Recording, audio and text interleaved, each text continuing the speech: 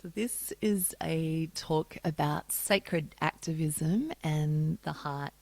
And it's a talk about how the Buddha's teachings can guide us in meeting the chaos of the polycrisis that we're living through right now on the planet.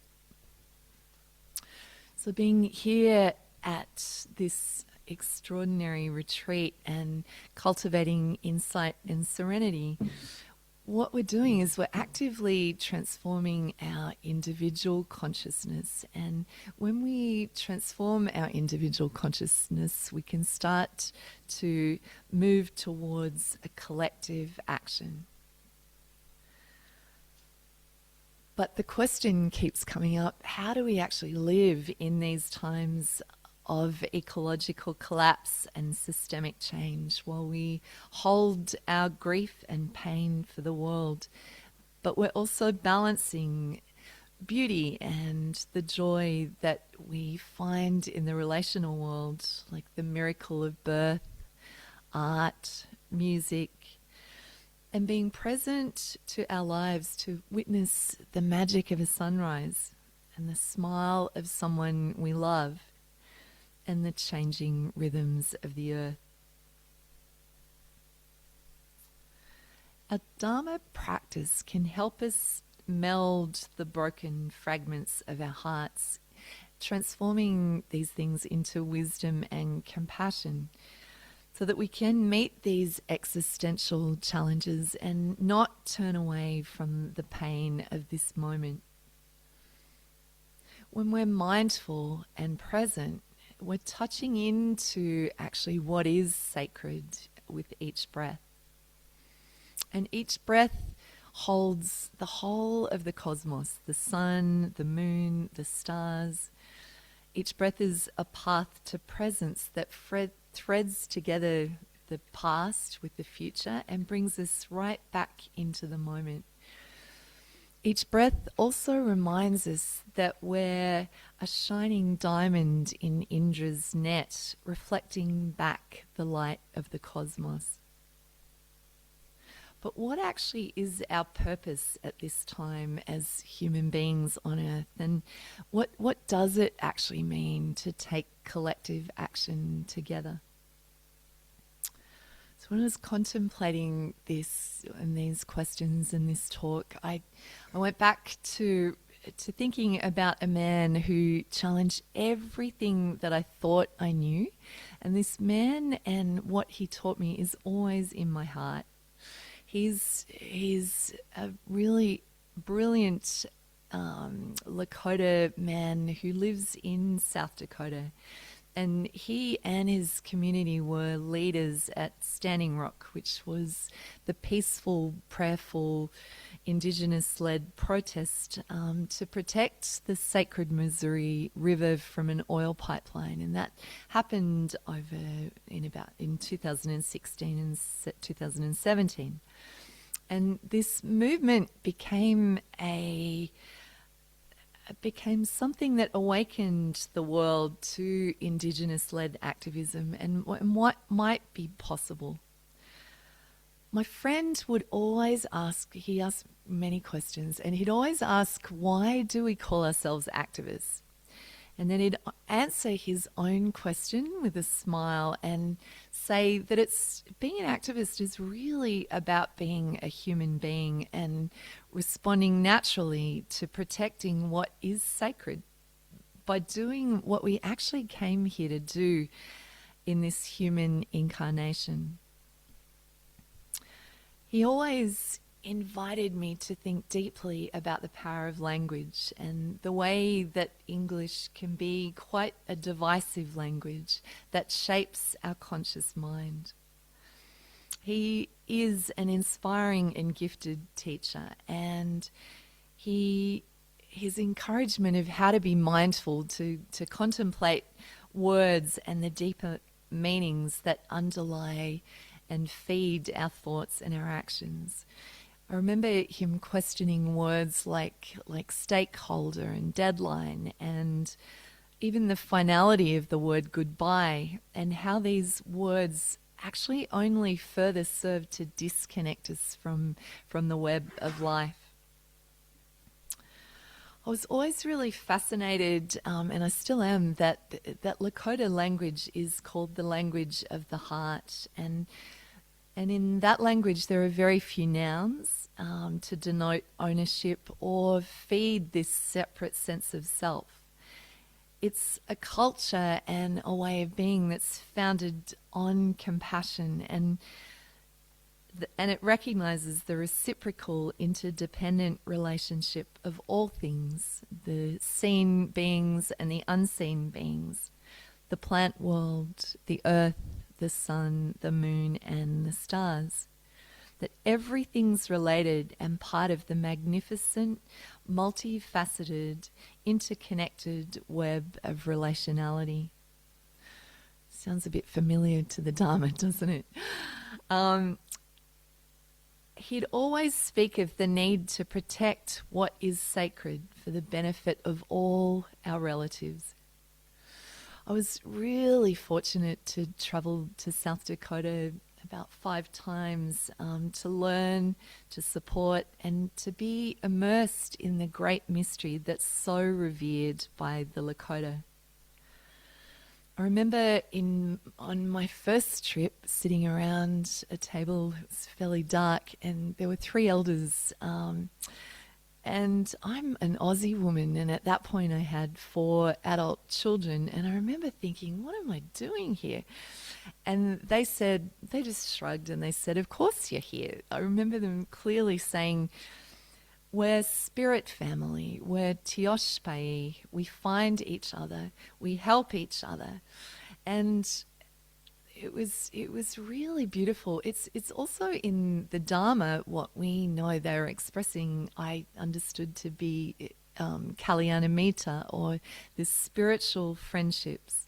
And it's deeply what we're experiencing and leaning into on this retreat. During those times, I experienced a lot of ignorance, and I don't think at that point, I feel like I understood back then, probably intellectually, interdependence, but I definitely didn't understand how to actually show up in a world to represent and to be a part of interdependence. I made so many mistakes, including being up on this beautiful ridge covered in sage and pine and seeing all this extraordinary beauty of rose quartz crystal just coming out of the earth. And I remember picking up a handful and going back down, and one of the beautiful elders smiled at me and showed me that rocks actually shouldn't be removed from the ridge and put back in my bag and taken back to Australia. That rocks are sacred relatives that need to be known and honoured. But the interesting thing was I didn't feel shamed. I felt, if anything, this overwhelming sense of compassion for my ignorance and for not understanding what being a part of interdependence really meant. We also picked sage, and I learnt how picking sage is a living prayer, and it's part of a sacred reciprocal process of giving and receiving, where we never take more than we need, and only ever picking a few leaves so that the plant remains sustainable. And how in that living prayer, how important it is to offer gratitude and the utmost respect to our relatives in the plant world. I put my big white feet in my mouth many times on many occasions over there, including crossing a sacred line at a Sundance ceremony, but then promptly being forgiven and wrapped in compassion during a pipe ceremony. These experiences in the Black Hills with the Lakota changed me forever.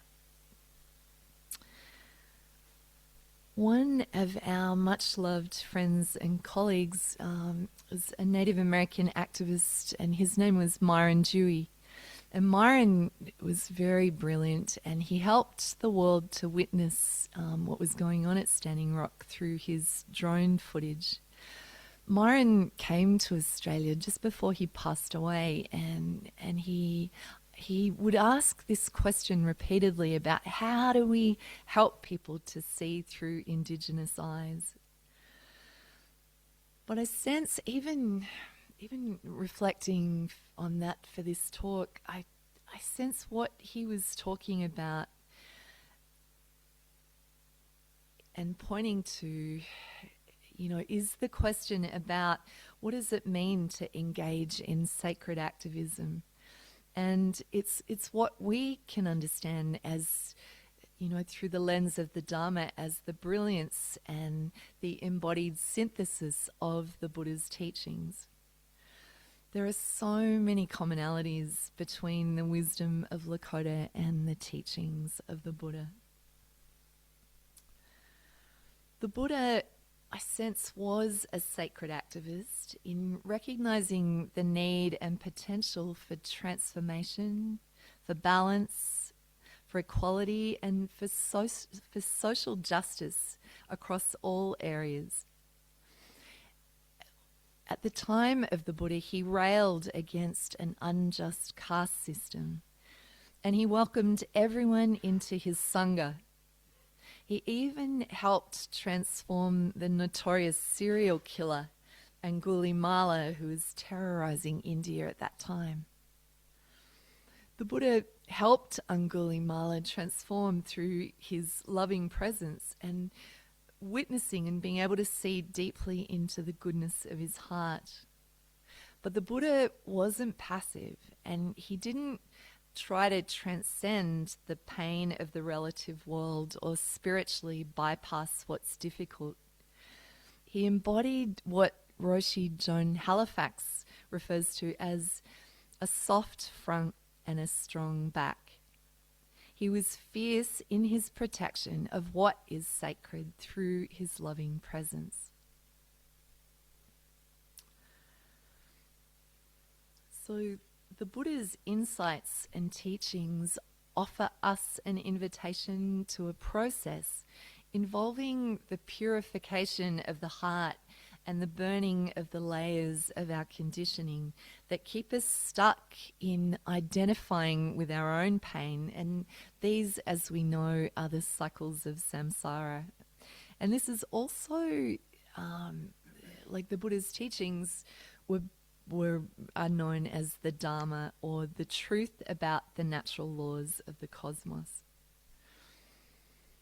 The much-loved Dharma teacher and exceptionally wise woman Carol Perry said recently, "The Dharma is not a crutch, it's a liberation."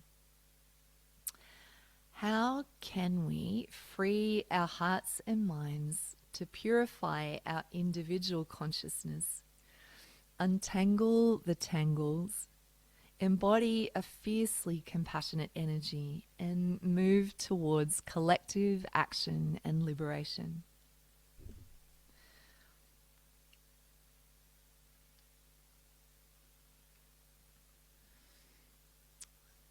So our own individual healing, supported by the teachings of the Buddha,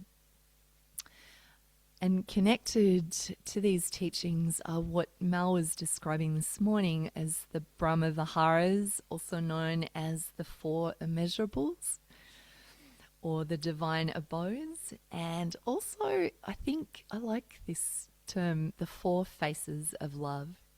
And this seems to be a good place to start. It's what the Sufi mystic and poet Rumi pointed us to in his profound verse when he said, "Our task is not to seek for love, but merely to find all the barriers in our hearts we've built against love."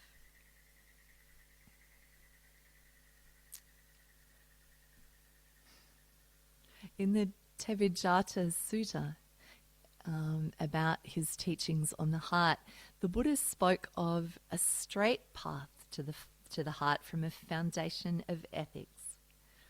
And in this sutta, he says, seeing that the hindrances, aversion, attachment, restlessness, doubt, desire, have been given up, joy springs up.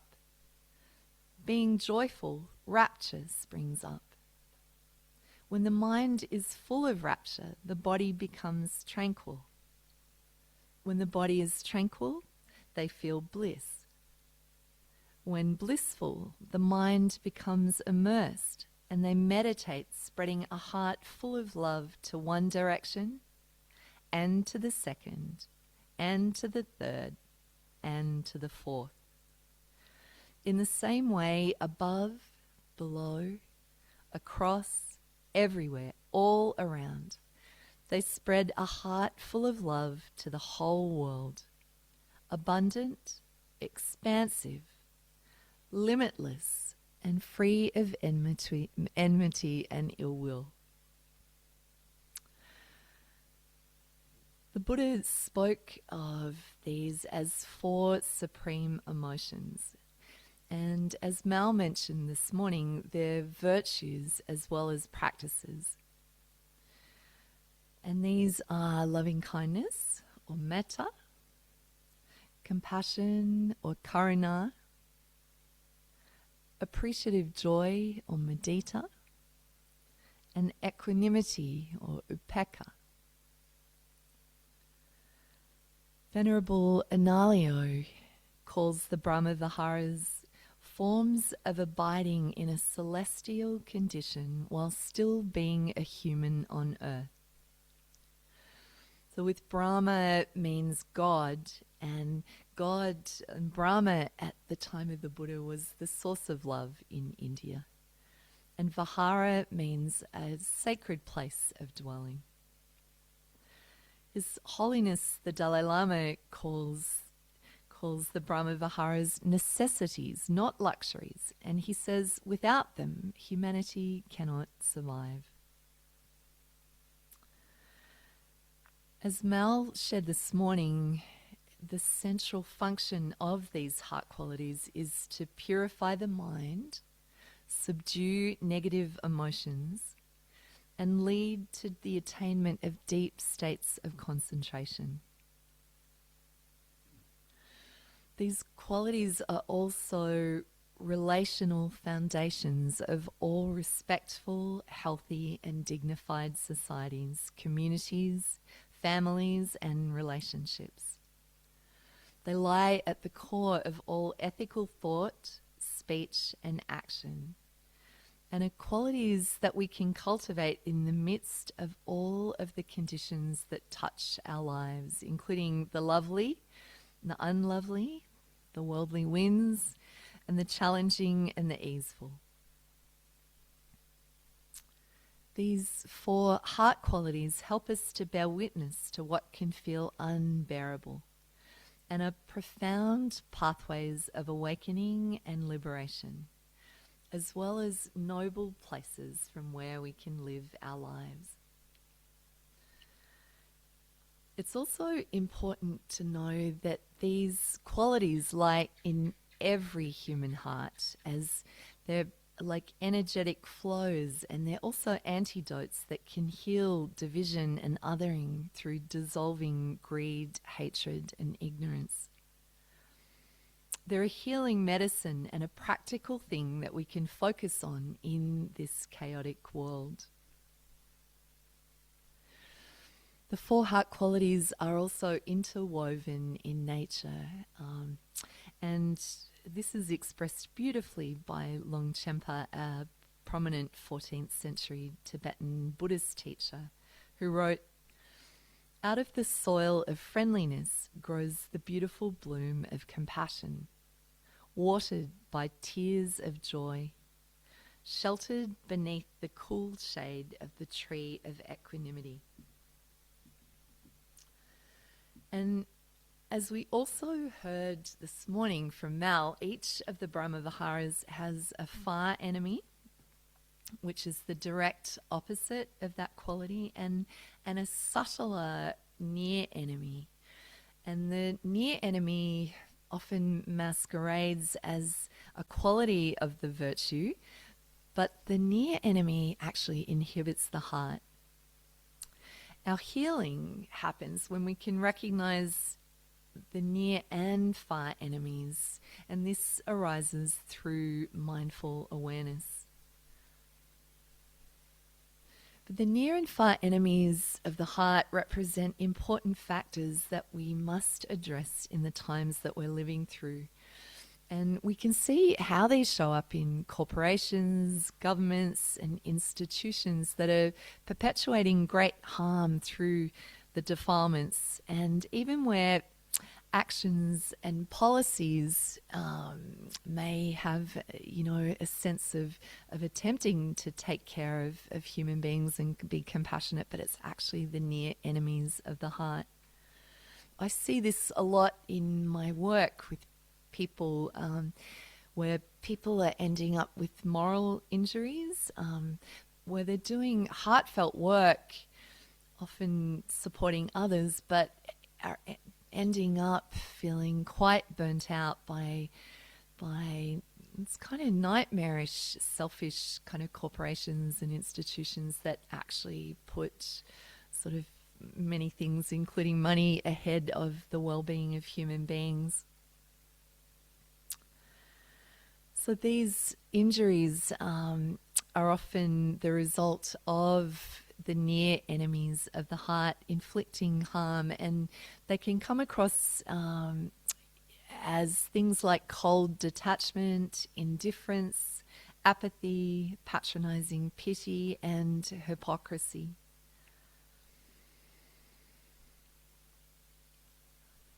So to go back over just a little bit what Mal shared this morning, metta is the genuine wish for the well-being of others, and it can be stifled by the near enemies of sentimentalities, selfish affection, dependency and attachment, or like unhealthy patterns in relationships. And the far enemies include the opposite of metta, and they're things like hatred, anger, and ill will. So our healing is to move from this sense of possessive love and unconditional to a sense of unconditional friendliness for all beings. Karuna, or compassion, is an empathic response to suffering, and together with a desire to alleviate that suffering. For compassion, the near enemies are pity, or a kind of detached sense of feeling sorry for someone rather than a sense of being with them. And the far enemies are cruelty, harm, and callousness. So healing with compassion can also come in the form of fierce compassion, and this can mean that activism can be a healing action, and I also see this a lot in my work where people are trying to fit into dysfunctional systems that are making them sick and depressed and unwell. But the antidote is often to stand up with others to work towards changing these systems of oppression and harm. Mudita, or appreciative joy, means rejoicing in others' happiness, celebrations and success. And joy is a really necessary factor for all of the Brahma Viharas, but it can be greatly impaired by the judging, comparing, blaming mind when we hold on to enmity or resentment. Impairing joy is also connected to having a sense of lack, of not believing that we're enough, and this is very problematic. Other near enemies include hypocrisy or clinging to our own pleasure. And the far enemies of appreciative joy include jealousy, discontent, and envy. Appreciative joy is also contingent on having space to rest and be creative. So valuing space and rest is also something that we struggle with in our time poor world. But being here is such a gift to allow these things to emerge. Upekkha, or equanimity, is finding a sense of inner balance and stability. And equanimity is impaired by the near enemy being indifference or apathy or an I don't care attitude. And it's I think it's a bit of a fine line when we're so, we're taking in so much through the media of immense suffering that's going on in the world. Adding to the near and far enemies of the heart, and in this process of where they're really problematic, is what's referred to as spiritual bypassing. And this is when our preference for peace might mean that we actively, or peace, our own peace, means that we might actively bypass or avoid pain or avoid speaking out by holding tightly to our own sense of peace and stability. This may be fueled by an underlying fear of conflict, or also an attachment to actually transcending the world. Not sure.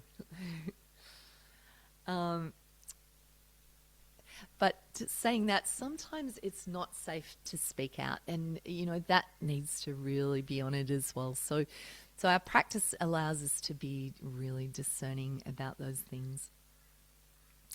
The near enemies of the heart are often considered more dangerous because they are subtle and they can masquerade as virtues. Healing and true cultivation come from recognizing through our meditation practice that these are subtle imbalances and how they show up in daily life. And this allows us to move from these distorted emotions towards these more pure and boundless states. And this is a path of healing and a path of peace. Transforming individual consciousness by healing our hearts and minds so that we can move towards collective action. So the Buddha, as we've been talking about in this retreat, recognized that the barriers to the heart include greed, hatred, and ignorance, or the defilements. And these are the primary creators of struggle, of fear, of addiction, and of emotional pain in our lives. They're also deeply rooted in habit patterns. But each morning that we wake up, we get to choose with mindfulness and the Brahma Viharas. We can begin to dissolve these patterns and bring reactivity to an end. This is like untangling the tangles of the mess that we're in, and how we can develop insight and understanding and serenity to find creative solutions. But that's not to negate thinking either, because thinking can be remarkable when it's propelled and fueled by the energies of the heart. And this can open us to a universal consciousness of wisdom and compassion that's far greater than anything we could imagine.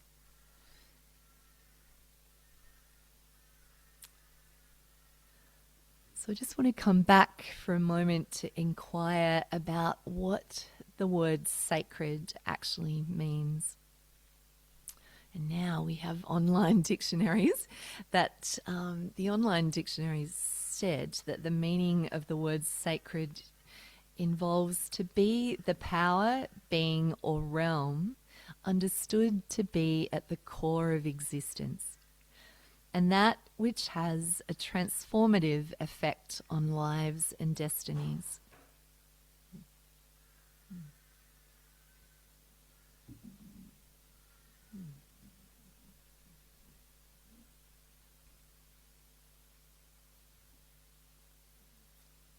Was it? Not a bird. Okay.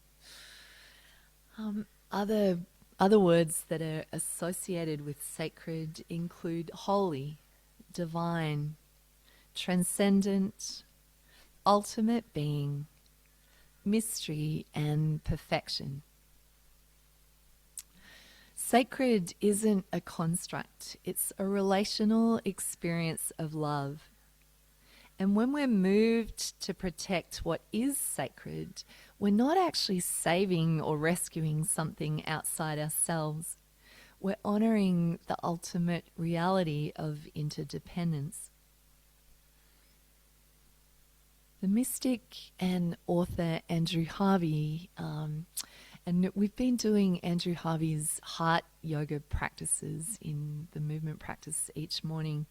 But Andrew writes in his book, The Hope, A Guide to Sacred Activism, that spiritual activism is a path of fusion of deep spiritual, mystical, and compassionate knowledge with wise, radical action in the world. He says that it merges inner spiritual transformation with outer, urgent, and focused work to address social and environmental injustice and suffering through embodied, compassionate love.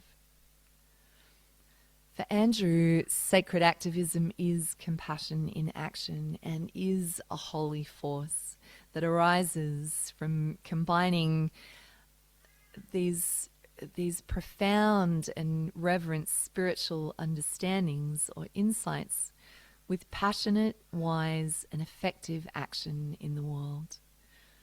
And we can know this as an antidote to both detached, narcissistic spirituality and angry, ineffective, unsustainable activism. When we can integrate spiritual practices with social or environmental action, it means that we make a commitment to do our own inner work of unraveling our conditioning to engage in what the Buddha spoke about as right action. And that this right action emerges from a wise heart. First Nations people refer to this as decolonizing the mind, or a deep remembering of what it means to be a human being, unburdened by our conditioned defilements. So this inner work that we're doing on this retreat with meditation and embodied practices is the foundation of sacred activism.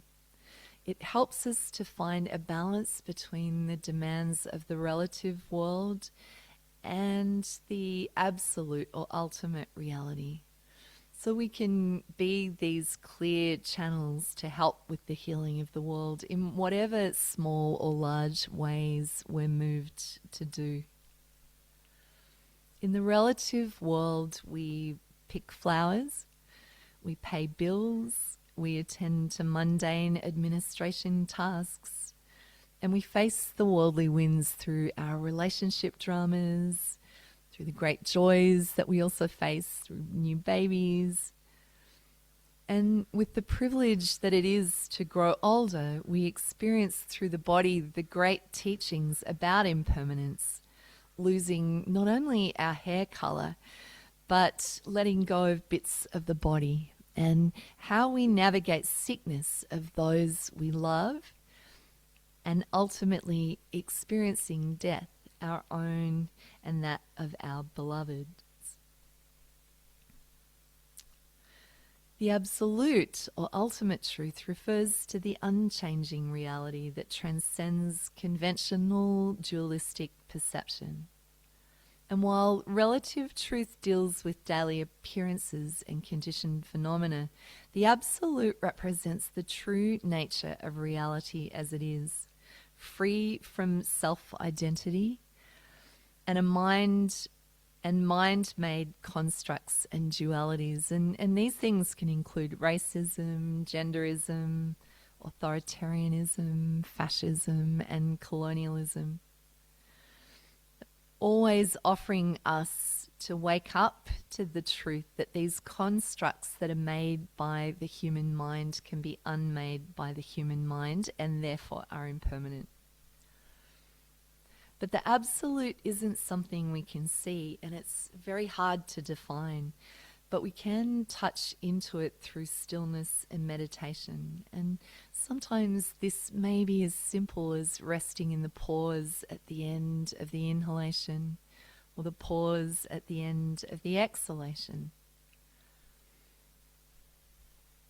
Now, while there may be many challenges for us in glimpsing the absolute in the craziness of the world, because we're often so sadly disconnected from a sense of spiritual belonging to the land and to the ecosystems around us. We seem to have lost a lot of ceremonies to remind us of who we are, and it seems that this can lead us to overwhelming pain that remains trapped in our bodies. Meditation and yoga are some of the paths that can help us feel into and remember a sense of interconnectedness, with the grace and presence directed towards this body and mind. And we come to know that there is no place where consciousness ends and the world begins. Many First Nations cultures have retained this flow between the relative and the absolute through their ceremonies and reverence for life. But this disconnection from the sacred has also brought us to an overwhelming space of the reality of species extinction. And in Australia, we hold the most shameful record for the highest rate of mammal extinction on the planet. But how is this delusion of separation possible? Because we are mammals as well. So what are we doing? To protect something, we need to experience and deeply know the relationality of interdependence, or our interbeing with all things. And Thich Nhat Hanh describes this process of recognizing the sacred as similar to falling in love. Awakening to the preciousness of life can infuse us with a sense of spiritual urgency, or samvega in Pali or Sanskrit, igniting the sparks of sacred activism. Yet our stumbling blocks to this path of peace and sacred activism, it seems, are our own bodies, minds and hearts. And Kriti Kanko is a remarkable climate scientist and Zen priest, and she says, we can barely listen to our own bodies. We can't hear when our fellow human beings are suffering, let alone Mother Earth. It's too painful for us. Kriti urges us to confront our trauma in all of its nakedness, as this is the only way we're going to be able to listen to the earth and reclaim our ability to be a species that can care for all species on the planet. And Kriti reckons that we can do it.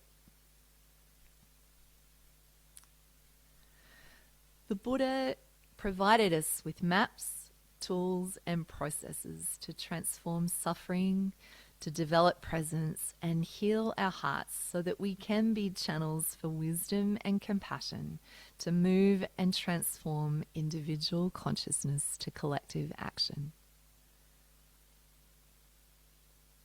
And may we find the courage and strength to continue to correct injustice, dismantle systems of oppression founded on greed, hatred, and delusion. May we be gentle and kind to our earth bodies and unravel our conditioning, so we may protect the sacred forests, rivers, oceans, sky, and Mother Earth in our lifetimes and beyond for our grandchildren and the generations to come. Thank you. Thank you for your kind attention.